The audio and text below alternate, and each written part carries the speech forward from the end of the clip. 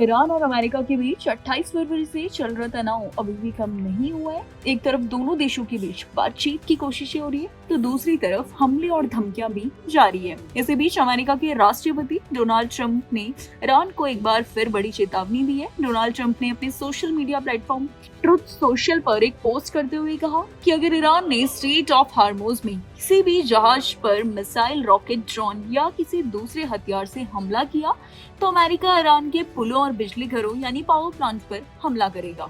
Trump ने अपनी post में कहा कि अगर अमेरिका ऐसे पुलों और बिजली घरों को निशाना बनाएगा जो राजधानी तेहराना के पास या शहर के अंदर है। उन्होंने साफ कहा कि अगर समुद्री रास्ते पर हमला हुआ तो उसका जवाब ईरान के अहम ठिकानों पर कार्रवाई करके दिया जाएगा।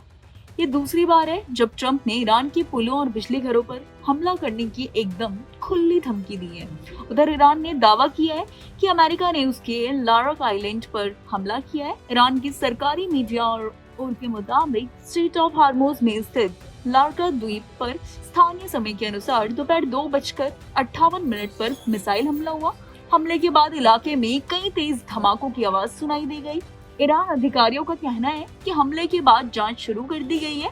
ये पता लगाया जा रहा है कि मिसाइल कहां गिरी, कितना नुकसान हुआ और किसके हताहत होने की जानकारी है या नहीं। फिलहाल इस मामले में कोई अधिकारी जानकारी सामने नहीं आई है। स्ट्रेट ऑफ हार्मोज दुनिया के सबसे महत्वपूर्ण समुद्री रास्तों में से एक माना जाता है। दुनिया का सबसे बड़ा हिस्सा कच्चे तेल और गैस की सप्लाई इसी रास्ते से होती है।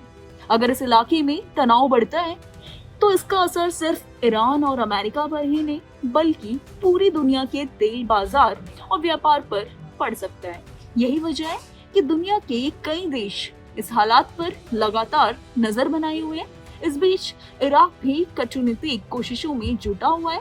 खबर है कि इराक के प्रधानमंत्री यानी अली अल जैदी 23 जुलाई को ईरान के दौर पर जाएंगे। अल जजरी की रिपोर्ट्स के मुताबिक वे मंत्रियों के प्रतिनिधि मंडल के साथ ईरान पहुंचेंगे। इस दौरान दोनों देशों के बीच गैस सहयोग, ऊर्जा से जुड़े मुद्दे और क्षेत्र के मौजूदा हालात पर चर्चा होगी। इराक सरकार के प्रवक्ता हैदर अल अबुद्दी ने कहा कि हथियारों को केवल सरकार के नियंत्रण में रखने का मुद्दा पूरी तरह इराक का आंतरिक मामला है। उन्होंने साफ किया कि इस विषय पर चर्चा केवल बगदादा में हुई है और इसे किसी दूसरे देश के साथ नहीं उठाया जाएगा। अमेरिका और ईरान के बीच बढ़ते तनाव से पूरे पश्चिम एशिया में चिंता का माहौल बना हुआ है। अगर दोनों देशों के बीच टकराव और ज्यादा बढ़ता है तो इसका असर दुनिया भर में देखने को मिल सकता है। तेल की कीमतें बढ़ सकती है, समुद्री व्यापार प्रभावित हो सकते हैं और कई देशों की अर्थव्यवस्था पर भी असर पड़ सकता है। फिलहाल पूरी दुनिया की नजर अमेरिका और ईरान के अगले कदम पर टिकी हुई है। अब देखना होगा कि दोनों देश बातचीत के जरिए इस विवाद को सुलझाते हैं या फिर आने वाले दिनों में ये तनाव और ज्यादा बढ़ जाएगा। फिलहाल इस खबर में बस इतना ही। इसको लेकर आपकी क्या राय है हमें कमेंट सेक्शन में जरूर बताएं और ऐसे देश दुनिया की तमाम खबरों के लिए देखते रहिए भारत एक्सप्रेस।